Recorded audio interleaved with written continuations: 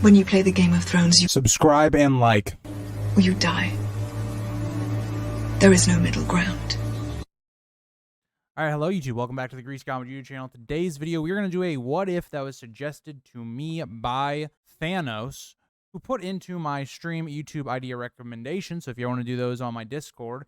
But they said, I think a cool video could be what if Daemon revolted against Viserys after winning the Stepstones. So that's a lot to unpack, right? Because we have to go at this from Fire and Blood's perspective and not House of the Dragon, because House of the Dragon mixes around some ages. They do some stuff with dates that is just different from the book. So the moment that I'm going to say that Daemon, again, goes against Viserys is when he comes back from the Stepstones. He returns to the capital in 111 AC after warring from the Stepstones. He comes back, being basically a king of the Stepstones and the Narrow Sea in 109 AC, and he comes back to court. Now, the thing is, the way he comes back from court is very different than it is in the show. The show, Daemon just kind of walks into the throne room and gives his crown to Viserys. It's actually quite different. So I want to start the video out because I want to give you guys the exact scenario in which I think Daemon would take the throne from Viserys, if he was going to at all. And so I'm going to read from the text of Fire and Blood, and this is going to be at a tourney that was held on the 5th anniversary of Queen Alicent and Viserys' marriage. In 111 AC, a great tourney was held at King's Landing on the 5th anniversary of the king's marriage to Queen Alicent. At the opening feast, the queen wore a green gown while the princess dressed dramatically in Targaryen red and black. Note was taken, and thereafter became custom to refer to greens and blacks when talking of the queen's party and the party of their princesses, respectively. In the tourney itself, the blacks had much the better of it when Sir Criston Cole, wearing Prince Rhaenyra's favor, unhorsed all of the queen's champions, including two of her cousins and her younger brother, Sir Gawain Hightower. Yet one was there who wore neither green nor black, but rather gold and silver. Prince Daemon had at last returned to court, wearing a crown and styling himself King of the Narrow Sea. He appeared unannounced in the skies above King's Landing on his dragon, circling thrice above the tourney grounds. But when at last he came to earth, he knelt before the brother and offered up his crown as a token of his love and fealty. Viserys returned the crown and kissed Daemon on both cheeks, welcoming him home, and the lords and commons sent up a thunderous cheer as the sons of the spring prince were reconciled. Amongst those cheering loudest was Princess Rhaenyra, who was thrilled at the return of her favorite uncle and begged him to stay a while. So there's a lot to interpret right there with that actual idea, because in this scenario, this is the first time Daemon comes back to court. What I think would have actually occurred, I think Daemon, again, they didn't know he was coming, at this point would have basically done a strafe run and just killed his brother outright. He either could have landed, had Caraxes basically just stand on watch and kill his brother, take the crown, whatever. That's the time point and when he would have done so. But we're also going to revert a little bit because I want to talk about some of the things as to why Daemon would have felt he had the power to take the throne regardless. So, before we get further in the video, I did want to take a chance to thank my members and Patreons for supporting me on this channel. If you did want to become one, you do get videos early and an exclusive video each week. So, let's think about this for a second. So, at the time of 111 AC, Daemon was still married to Rhea Royce.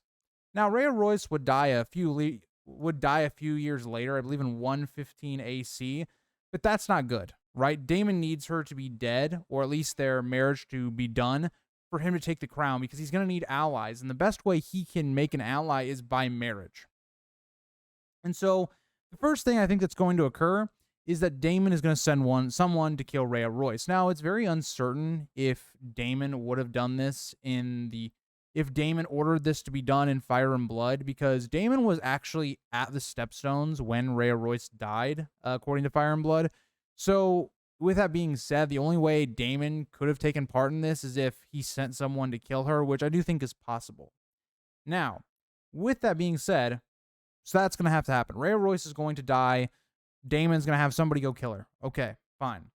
The next part of this, leading up to Daemon actually taking the throne, is he needs allies. Now you might look to, okay, the Velaryons. But the Velaryons would only, I think, support Daemon against his brother if they themselves are going to be on the throne, right? That's the reason that Corlys ends up, supporting Rhaenyra or supporting whoever, right? Because they have the ambition to take the throne and be on it, right? And so, okay, how does this get done then?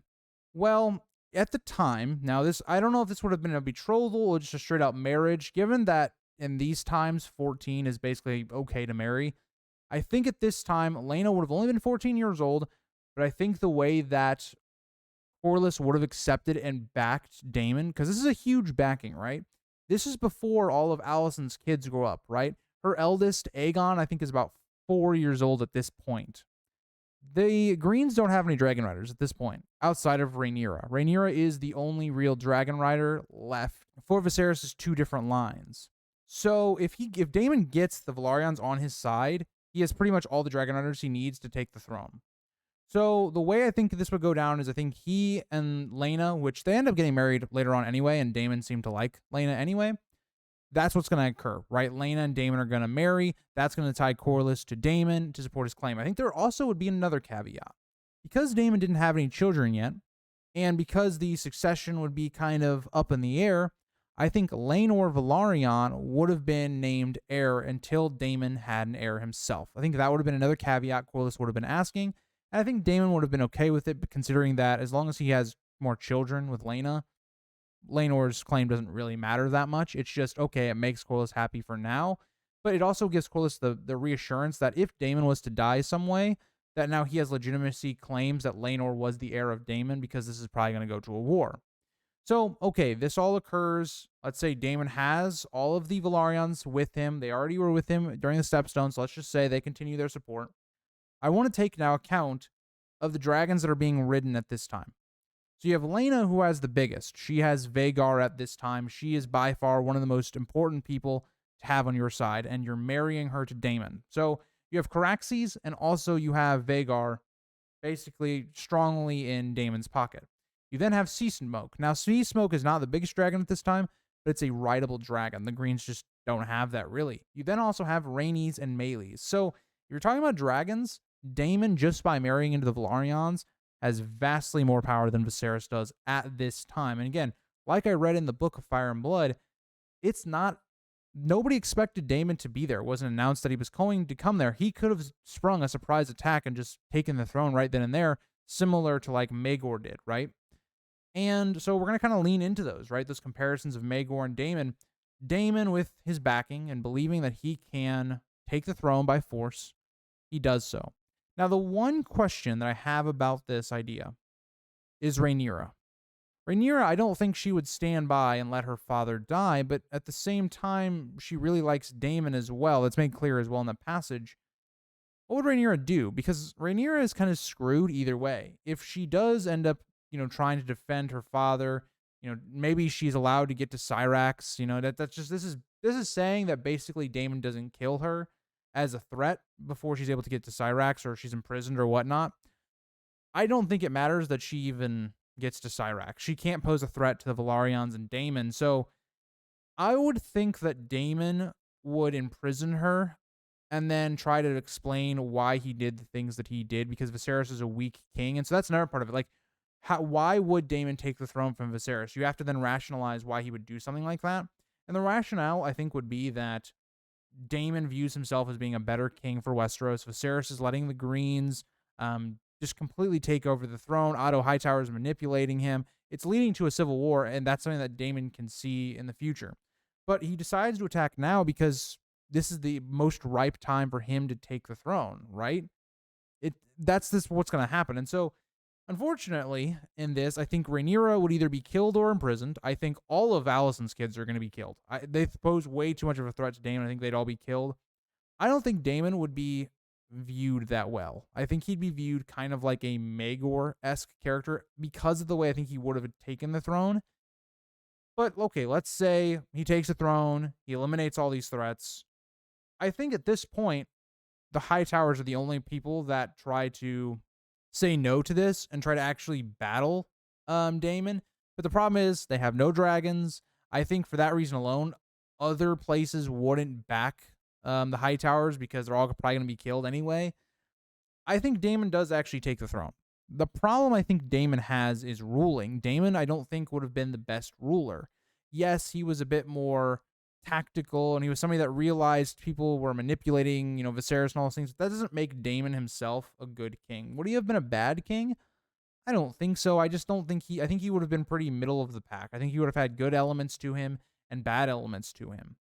And so in this what if, it's really weird because it's hard to speculate where this goes. There is no Dance of the Dragons, I think, at this point, because I think Daemon has a pretty easy way of just killing Alicent their whole line when he swoops in. It's kind of like the whole like Rhaenys episode 9 situation where it's like Daemon could have taken the throne doing that in 111 AC when he returns to court. So the theory gets kind of weird because then you would have Daemon and Laena. If we go off of what occurs with them in the normal story, that okay, Daemon and Laena only have 2 girls, who does the throne pass to? And you could make an argument that if Rhaenyra is allowed to live, right? If she lives and maybe she's, she's talked to by Daemon and Laena as to why they took the throne. Again, she likes Laena as well a lot. The two had a really vastly good friendship. It could come to a situation where Rhaenyra and Laenor do actually end up getting married instead. But then that leads up to a whole nother problem, right? Because even if you go with Laenor's line with Rhaenyra, the same thing still is going to occur, right? Laenor's not going to father these kids. He's gay or bisexual, whatever you want to say he is. So Rhaenyra would have her children with Harwin Strong still in this situation. What I'm trying to tell you guys is the actual line of succession is quite weird. Because you could also then maybe say that when Laena dies, Rhaenyra would still marry Daemon because Daemon might force her to further the Targaryen line. And so you're just left with a really weird situation because you have a lot of the same variables applying, but you also still have a issue of who comes after Daemon. Is it going to be, his daughters? Is it going to be Laenor? Is it going to be, if Rhaenyra and Daemon end up marrying after Laena's death, do we end up seeing like them having children and then those children then get on the throne like they do in the normal story? I don't know. I don't know what Daemon would do. And I think that it all kind of hinges on what he does with Rhaenyra. Like, does he kill her instantly, or does he, try and make her understand his thoughts and why he took the throne? I don't know. It's very interesting to me because you guys are going to have to let me know what you guys think, because this is the farthest I can kind of go with this theory, is that I think it makes sense maybe down the road that Daemon either forces Rhaenyra to marry him or she willingly does it because it seems like she already had an attraction to him anyway, and she maybe looks over what happened with Viserys. I don't know, because then it's also hard because Daemon would have taken her birthright as well as becoming the ruler, and so maybe he could have been like, well, we're ruling together, so technically it's both of our birthrights. It's a very tough situation, and that's why you change one thing with the dance and the lead up to the dance, everything changes. But let me know what you guys think, and I'll see you guys all in the next one. Bye, guys.